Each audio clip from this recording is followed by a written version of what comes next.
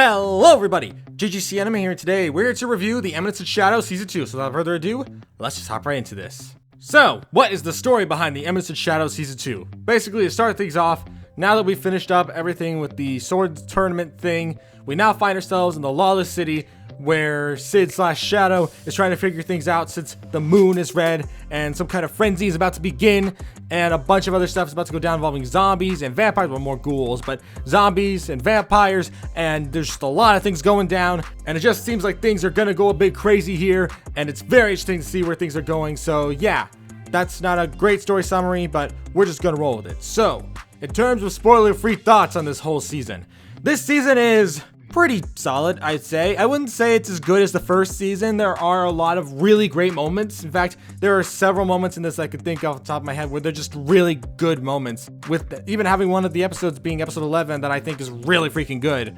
However, compared to the first season where I loved every single episode and I never really had any major complaints at all, minus maybe a few minor ones which do exist in this season as well, but not to as big of a degree, well, sometimes, but while I did have a few complaints for season 1, season 2 I definitely have a lot more things I'd like to say and kind of complain a bit about, as while I did enjoy it, in fact I still think it's very good, I still think the Eminence and Shadow manages to capture a lot of great things.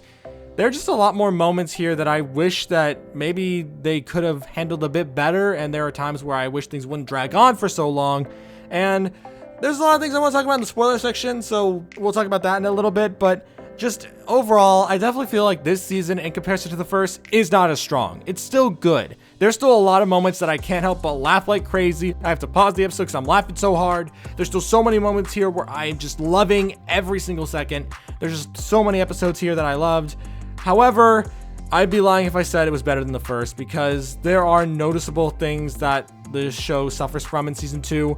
Primarily in probably the pacing department as well as the animation department, since in the beginning, without actually spoiling where these happen, there are multiple times this season where in order to save budget, they would reuse scenes from season 1, which at first I thought was funny. I thought, they're using the same scenes, that's funny. But then they just kept doing it, and doing it, and doing it, and it slowly changed from a comedic thing that was kind of funny to just thinking, oh, they were really trying to save budget there.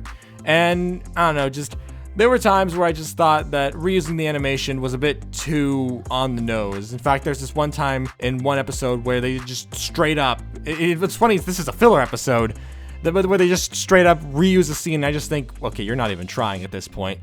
But I don't know, just the whole season overall has a lot of those moments where the animation just, it's reused a lot, and while at the beginning it didn't really bother me, as the season went on, it slowly became more and more of a bother, and it just became super noticeable, which at times wasn't the worst, but there were other times where I just think, okay, you really didn't need to put that there, but okay, but yeah. In terms of the pacing as well, as I mentioned, the pacing could be a bit awkward at times. Like, I remember seeing this YouTuber called Annie News talk about some cut content, and while some of it didn't sound like a big deal, there were other parts of it that I thought, okay, I do wish that was in the anime. But I wouldn't say there are massive flaws, but there are definitely times where the pacing can either be the fastest thing possible, you can't believe how fast things are going, but there are other times where you just think, oh, this is taking forever, especially in the final episode, which we'll get to in the spoiler section. But I don't know, just there are many times in this that I felt like it just wasn't as fun, where I was actually bored and wasn't as invested in these characters in this world. I didn't care for it as much as I wanted to. And while it's not bad, it's definitely still Eminence and Shadow. In fact, I'm ready to see more of it with the upcoming movie they announced. I'm just not really sure how to really think about anything in the season other than most of it was just fine. It was okay. It had its good moments, it had its bad moments, and it was just okay. But I would also be lying if I said I didn't love a lot of it. The comedy, very on point. Still very much Eminence and Shadow.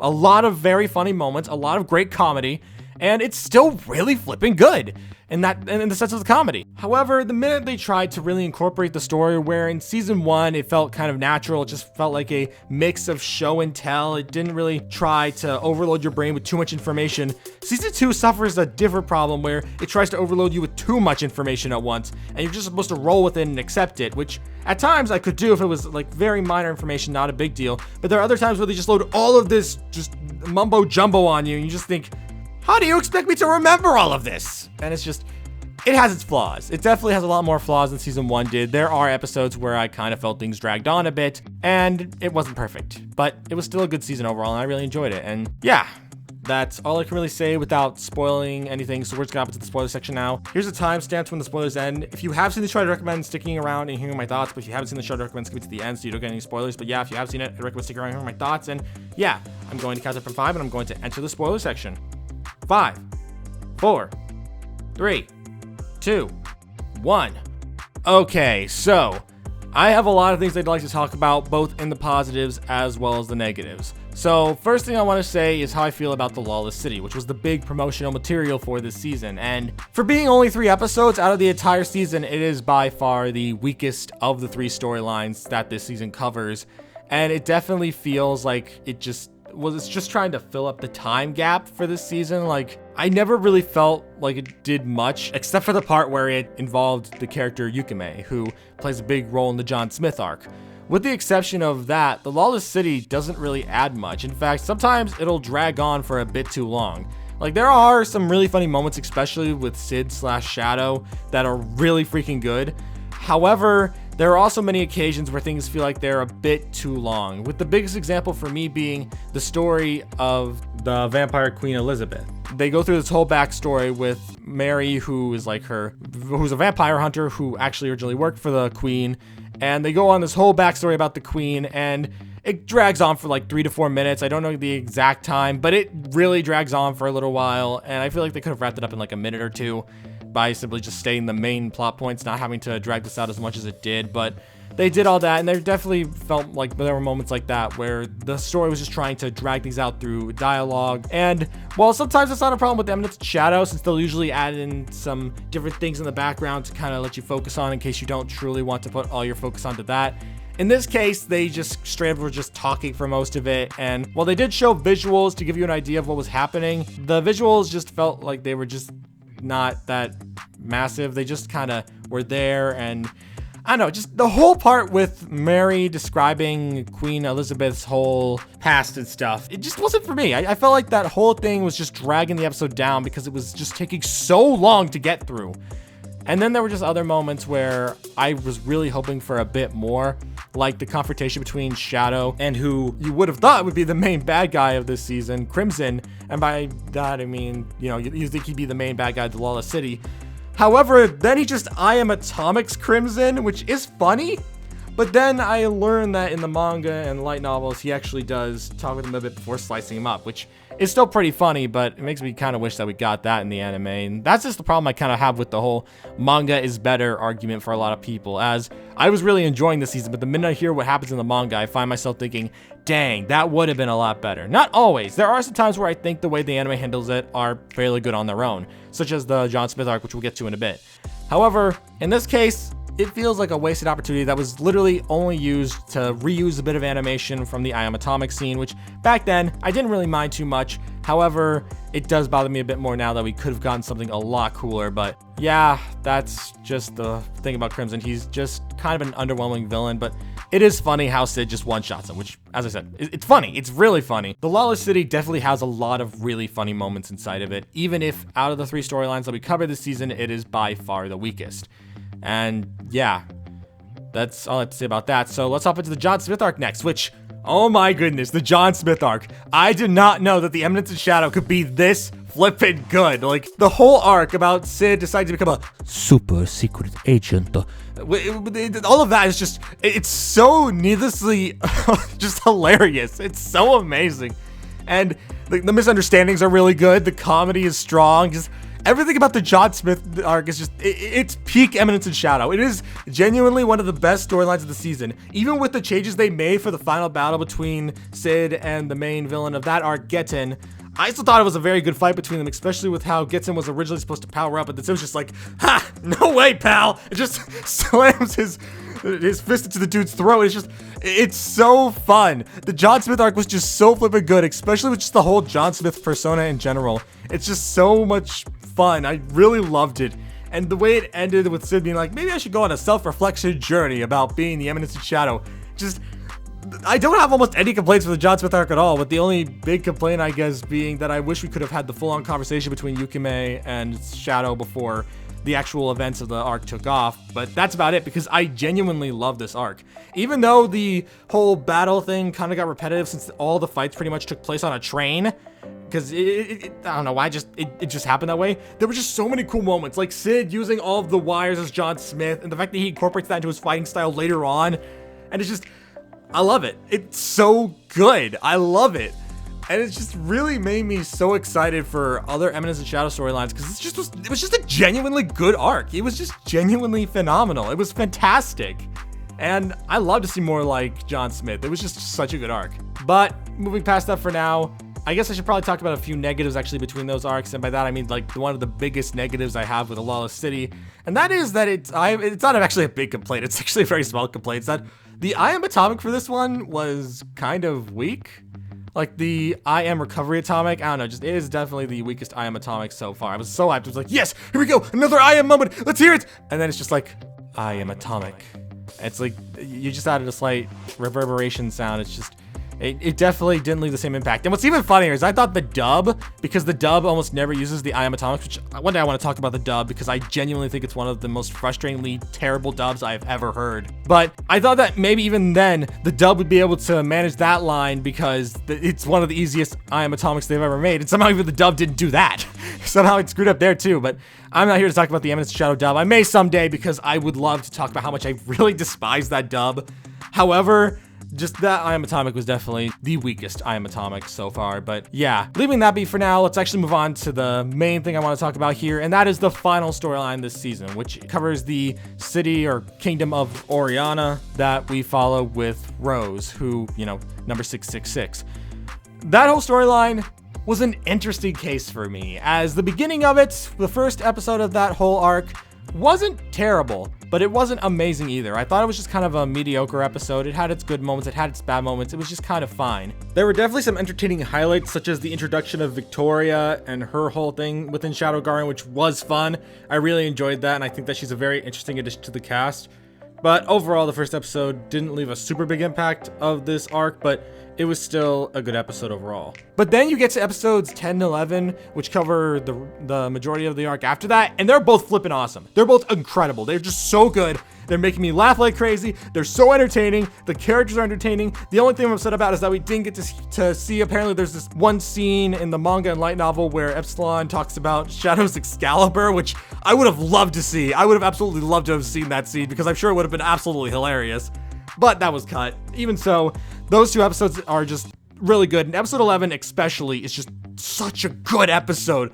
I didn't think Eminence of Shadow could get as good as that episode. Like, that episode was just legitimately one of the best Eminence of Shadow episodes, especially in this season. That's the best episode of this season. It is just so good. It may not be as good as the finale of season 1, but it's still really good. And yeah. But then we have episode 12. Oh boy. We'll talk about the filler episode in a little bit, but we're going to talk about episode 12 right now. Episode 12 is an interesting case. I mentioned before that the finale of the Eminence of Shadow Season 1 is really freaking good, because it does something that I really appreciate. That is, it adds in the action at the beginning and then does the monologuing and stuff like that afterwards, once we've all settled down from the action and stuff like that. I love that fact, because it made me get really hyped for what Shadow was going to do, and then we got the actual description and stuff, and by then I could actually pay attention. However, this whole episode decides to do the opposite of that, where it tries to throw in the action here and there, but mainly focus on the dialogue of the characters. And while yes, the first 5 or so minutes of the episode actually have a very interesting showcase thing of Shadow as well as Shadow Garden, after that, you just get a lot of this monologuing, and it just doesn't really feel fun, as most of that starting point, well, there are some epic parts to it, and I felt like when Shadow was actually fighting Ragnarok, it was good. There was just, the biggest problem I had was that Mordred goes on like the main bad guy of that arc, along with Pervasat. Like, with those two characters, mainly Mordred, for some reason, we just take like a solid 3 to 5 minute break of the episode to just let him monologue about the next thing. It's just a bunch of exposition to kind of dump on the lore of this world. And I feel like I wouldn't have minded that if it was near the end of the episode, after Sid has already fought Ragnarok and probably fought Mordred after they got the information out of him. You could maybe skip to afterwards, where some of the Shadow Guard members, like maybe Epsilon is reporting to Alpha about it. Maybe that would have been fine. But the fact that we had that entire monologue really, just for me personally, it just dragged out the episode. It just didn't hit the same impact as season 1's finale did, where we got to see this epic fight between Shadow, Beatrix, and Iris, which I say epic, but it basically was just Shadow trolling on the two of them. But I don't know, just I felt like that fight did a good job of showing everything, having us see Sid fight them, and then after that, giving us what we need to know from Alpha and the others afterwards. However, in this, they try to throw in the monologuing beforehand, and it just doesn't work for me personally. I felt like that half of the episode was really dragged on, especially due to the fact that I knew what was coming, due to the fact that I was spoiled on about Sid returning to Japan, which I'll talk about that in a bit actually. But basically I was spoiled on that, and so at that point I was just waiting for Sid to return to Japan already, and I was hoping maybe before that happened I could see one epic boss fight between Shadow and Ragnarok, the big monster that Mordred summoned. I thought maybe I could see that little epic moment, and then after seeing it keeps regenerating, Sid's just like, all right, I am atomic this real quick. I thought that maybe that was what was gonna happen. It'd be an awesome little thing, and then I, talk about everything else I mentioned where they would go over the reports of what Mordred said, which would have been a much better way, in my opinion, to handle the episode. However, instead we just see him take out Ragnarok, and then Mordred decides to dive his body into Ragnarok and absorbs it, and then goes and fights Sid because sure, why not? And then after that, things just kind of happen where Mordred tries to fight Shadow. Then Shadow does an actually pretty solid I'm atomic, which was very good. Really liked it. And just, I don't know. Then Sid just magically gets transported to Japan through like a weird black hole that just kind of pops out of nowhere. And then we cut to, let's just call her Nishtani. It's definitely Nishtani. No, just kidding. It's Nishino.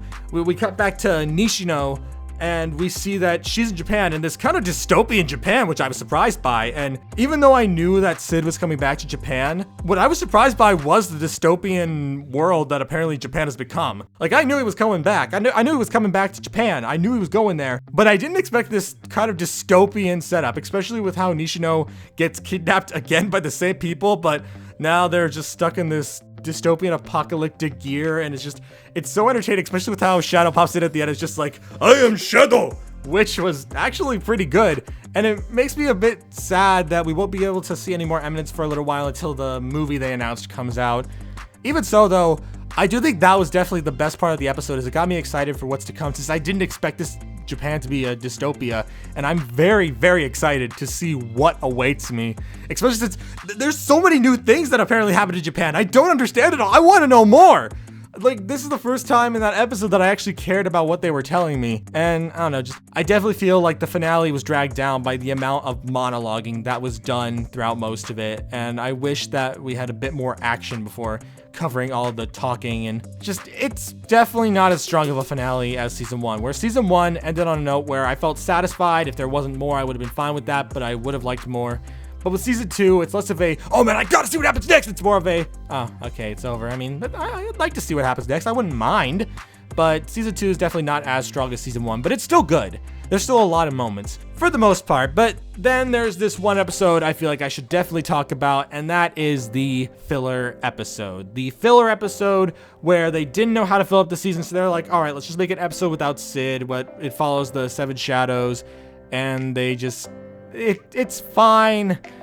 Definitely a much weaker episode than some of the other episodes, but it's a fine episode. It's got its strong moments, it's got its bad moments. It's just a weird episode in general. Like, I was really thinking that maybe it would have been a fun filler episode, thinking, oh man, what's the writer gonna come up with here? But then it just turned into this weird amount of stories, just this amalgamation of different plot lines that, well, I say a lot of plot lines, but it's mainly focusing on like this dragon tear thing. But then all of a sudden there's all these convolutions, like how there's this elf that sheds a tear and the dragon will show up from the tear. And it makes me wonder, has no one cried in this spot that you just opened up before? Why is this a thing now? Oh, okay, this is happening. Oh, now they're wearing the white suits. Okay, that's relevant. Wait, why is Alpha suddenly wearing her black suit? Oh, it's because of the fact that she's now, they're reusing a scene from the previous episode in season 1. It's just, so many things go down. It just makes me wonder what the heck was happening. And it's just, I don't know, I feel like maybe the episode would have been better if Sid was there, but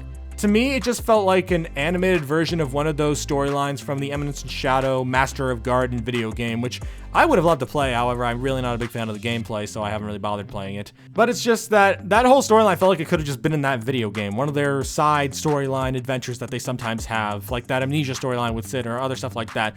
Like, those are fun storylines, but they don't really need to go in the anime. Sure, there's some of them that might actually work in the anime. I would have loved to maybe see the Amnesia storyline be covered in the anime. It would have been a funny episode. It would have been a really funny episode. However, instead we got this storyline, and it was a good storyline overall, but it wasn't as good as some of the others. The comedy was still there, but because Sid was just off doing his own thing, we don't know what Sid was doing. It's just, I like Sid the most out of every character in the show. Sid is my favorite character from the Eminence and Shadow, and having him gone from the episode, not even maybe giving a little teaser of what he might be doing in the Oriana Kingdom, it's just, the whole episode felt like a massive waste of time at times. There were times where it was good, but overall, definitely just there to fill in that time gap, which could have easily been used to maybe expand the Lawless City a bit more, or maybe develop the John Smith storyline a bit more. But no, just random filler episode. It does its job. It's fine. It does a good job at representing the characters, and it's amazing how much they pack into 24 minutes, but overall, it's just a fine storyline overall. It's not as good as some of the other stuff, but it's fine. And yeah, overall, this season, while it does have some really great moments in there, I'd be lying if I said it was as good as season 1. It's strong. It's still a very good season, but compared to season 1, where I was loving every single moment, I was super invested in everything, and I was so hyped for what was to happen next, season 2 leaves me in a situation of, I'd like to see what happens next, but I'm not as excited as I was with season 1. And yeah, there's definitely some things I'm looking forward to. The movie, I'm especially looking forward to. I definitely want to see that, but Eminence and Shadow Season 2 is just not as strong as Season 1, and it's just a series of ups and downs. It definitely has its strong points, but not as good as Season 1. So, yeah, that's all I have to say. So, we're at the conclusion of this video, and what are my final thoughts? Overall, Season 2, still pretty solid. Not as good as Season 1, but still very good, and I'd recommend watching it if you're a fan of the Eminence and Shadow. Even with its flaws, it's still a very good season, and I'd recommend to watch if you just want to have a good laugh, because there are a lot of moments in here where I just couldn't help but laugh. It's still very good, just not as strong as Season 1. That's why I give the Eminence and Shadow Season 2 an 8 out of 10. It's still very strong, just not as good as Season 1, as I've said multiple times now. And yeah, it was a fun watch. I'd recommend watching if you're a fan of Eminence and Shadow. But if you're expecting something greater than Season 1, this isn't it. However, it is still very good. And if you like Eminence and Shadow, give it a watch. I think you'd like it. And yeah, that's all we have to say. And thank you all for watching. If you're new to the JGC Anime channel, don't forget to subscribe. I also do Anime Fans to the channel. And I will see you all around. Peace!